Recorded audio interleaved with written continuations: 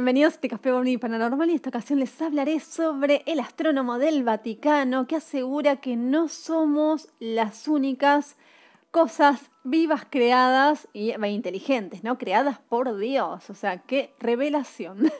Guy Consolmagno, astrónomo del Vaticano, dijo, no somos las únicas cosas inteligentes hechas por Dios, como les decía. Tiene 69 años, es jesuita, científico y director del Observatorio del Vaticano. Asegura que la guerra entre la religión y la ciencia es una falacia. A comienzos de la década de 1950, Detroit era la ciudad industrial por excelencia de los Estados Unidos. Ensamblaba autos que permitían viajar por todo el país. Guy Consolmagno nació allí, en 1952, pero los vehículos que salían de las fábricas no tenían la capacidad de conducirlo hasta donde él quería. Su mirada estaba puesta en las estrellas, literal y figuradamente, y ningún automóvil, por más potente que fuera, podía llevarlo a ese destino. Hoy sigue buscando respuestas en el cielo, como hermano jesuita y desde 2015 como astrónomo, director del Observatorio del Vaticano. Así es, desde 1891 la iglesia tiene su observatorio. Hoy en Arizona, Estados Unidos, el antiguo es poco práctico dada la contaminación lumínica de la ciudad de Roma. Viva, que es la revista de Clarín, entrevistó al hermano Consolmagno para conocer su pensamiento sobre la problemática relación entre la fe y la ciencia, la vida extraterrestre y el rol de la Iglesia Católica en el conocimiento científico. ¿Cómo surgió su vocación doble, como hombre de ciencia y hombre de religión? Yo fui un niño Sputnik. Empecé el jardín el año en que orbitó el Sputnik, 1957, y terminé la secundaria cuando el hombre llegó a la Luna, 1969. Pero al mismo tiempo, con una educación en un colegio jesuita, me fascinaba la religión y me sentía llamado a la vida religiosa. En la universidad me acerqué a los jesuitas para ser sacerdote.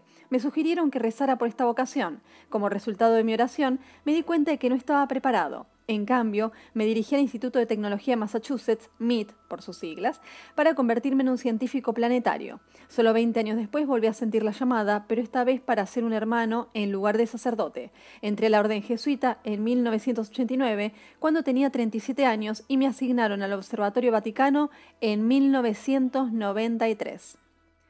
Una búsqueda permanente. Después de graduarse como parte de ese perpetuo viaje de descubrimiento de sí mismo, en 1983 se unió al Cuerpo de la Paz. Pasó 2 años enseñando física y astronomía en la Universidad de Nairobi, en Kenia. A su regreso a los Estados Unidos, continuó como profesor hasta su ingreso al seminario jesuita.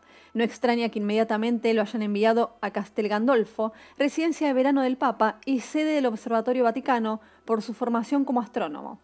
¿Qué función tiene el Observatorio Vaticano en la ciencia? Tiene 2 funciones. A través del observatorio, el Estado del Vaticano, como otras naciones, puede hacer una contribución a la ciencia internacional, como nuestro trabajo con la Unión Astronómica Internacional. En segundo lugar, también sirve como una forma de mostrar al mundo que la Iglesia apoya la ciencia. Hoy la mayoría de los científicos entienden que no existe conflicto entre ciencia y religión. Las personas a las que necesitamos llegar ahora son las personas religiosas a las que se les ha vendido el punto de vista opuesto en los medios de comunicación populares. ¿Pero es posible conciliar ciencia y religión? Las personas que trabajan en ciencia tienen la misma probabilidad de ser feligreses o creyentes que las personas de cualquier otro campo. Los ejemplos contrarios son más un reflejo de casos locales de quienes se promocionan en televisión y tienden a tratar de enfatizar su ateísmo como una forma, supongo, de señalar que de alguna manera son más inteligentes que usted o yo, dice él, ¿no? ¿Cómo se originó entonces la idea de que iglesia y ciencia se oponen? El cuento de la guerra entre ambas es en realidad producto de la política del siglo XIX y las actitudes victorianas sobre ciencia y religión, que han quedado obsoletas desde hace un siglo o más. La actitud entonces era que la física estaba casi completa y que tecnologías como la electricidad y las máquinas de vapor resolverían todos nuestros problemas. Por supuesto, la física cuántica y la relatividad nos muestran todos los lugares por donde la física clásica estaba incompleta, y aprendimos cómo la tecnología puede hacer bombas más grandes, tanto como mejores medicamentos. Uno de los verdaderos males que surgieron de esa mentalidad del siglo XIX fue la idea de la eugenesia, que utilizó mal la ciencia para promover la idea de que algunas razas eran superiores a otras. Los campos de exterminio no nazis fueron solo el punto final lógico de esa mentalidad, pero sobrevive incluso ahora en el racismo casual y en las diversas ideologías del comunismo y el capitalismo desenfrenado que piensan que algún tipo de sistema social científico proporcionará, en palabras del poeta T.S. Eliot, sistemas tan perfectos que nadie necesitará ser bueno. Quizás parte de la desconfianza sobre la Iglesia siendo ciencia tiene que ver con el famoso juicio a Galileo, hace algo más de 4 siglos, le dicen, ¿no? Casi todo lo que uno cree saber sobre Galileo y la división de la Iglesia y la ciencia es erróneo. En primer lugar, durante la mayor parte de su vida y carrera, Galileo contó con el apoyo de muchas personas en la Iglesia. Todo lo que escribió durante un periodo de más de 20 años, hasta su último libro, publicado después de su juicio, fue aprobado por las autoridades de la Iglesia. Incluso después de su juicio, residió con amigos en la Iglesia antes de regresar a su villa, donde continuó su trabajo. ¿Por qué ocurrió el juicio entonces? La transcripción del juicio está disponible, cualquiera puede leerla. Cuando lo haces te das cuenta de que los temas planteados no tenían nada que ver con la ciencia e incluso poco que ver con la teología. Si bien los historiadores aún discuten sobre las motivaciones detrás de por qué Galileo fue llevado a juicio en la manera y en el momento en que ocurrió, ambos fueron muy inusuales. La mayoría está de acuerdo en que no fue en absoluto un caso de ciencia suprimida por la religión. De hecho, la mejor ciencia de la época no apoyaba las ideas de Galileo, aunque en última instancia su idea de que la Tierra orbita alrededor del Sol se demostraría como correcta. El resto de sus ideas sobre cómo operaba esto y cómo podía mostrarlo eran incorrectas, y la mayoría de los argumentos científicos contra el movimiento de la Tierra no se resolverían hasta dentro de 100 años. Requerían mejores observaciones, mejor comprensión de cómo funcionaban los telescopios y sobre todo las ideas de física de Newton, quien nació el año de la muerte de Galileo, todo lo cual estaba muy lejos en la época de Galileo y su juicio. Sin embargo, el hecho es que Galileo fue llevado a juicio. Eso estuvo mal. La Iglesia del Papa Urbano VIII se equivocaron al forzar ese juicio. Marcianos en busca de salvación. El hermano Consolmagno es especialista en meteoritos, otra razón por la cual era la persona indicada para trabajar en el Observatorio Vaticano, ya que la institución posee una de las colecciones más grandes del mundo, conformada por más de 1000 objetos extraterrestres. De hecho, una de sus primeras tareas fue participar en 1996 del programa Búsqueda Antártica de Meteoritos, ANSMET por sus siglas en inglés. Consolmagno descubrió varios meteoritos en esa expedición. Incluso en el año 2000, un asteroide fue bautizado en su honor, 4597, Consolmagno. La búsqueda de vida extraterrestre es un tema favorito de mucha gente, en especial de aficionados a la astronomía. Para un astrónomo de la Iglesia esto podría presentar varios desafíos a nivel teológico. No para el hermano Consolmagno. De hecho, se confiesa un entusiasta lector de ciencia ficción y dice, hay partes de la Biblia que afirman que no somos las únicas cosas inteligentes hechas por Dios. En un mensaje de 2014, el Papa Francisco planteó un escenario hipotético. Si mañana viniese una expedición de marcianos, por ejemplo, y algunos de ellos vinieran a nosotros, marciano, verdes, con la nariz y las orejas largas como los pintan los niños, y uno de ellos dijese, quiero bautizarme, ¿qué sucedería? La Iglesia jamás se había pronunciado sobre el tema, salvo una vez, en 2010, en una conferencia de prensa, un periodista le preguntó a un miembro del Vaticano si bautizaría un ET. Solo si me lo pide, contestó él, algo sorprendido.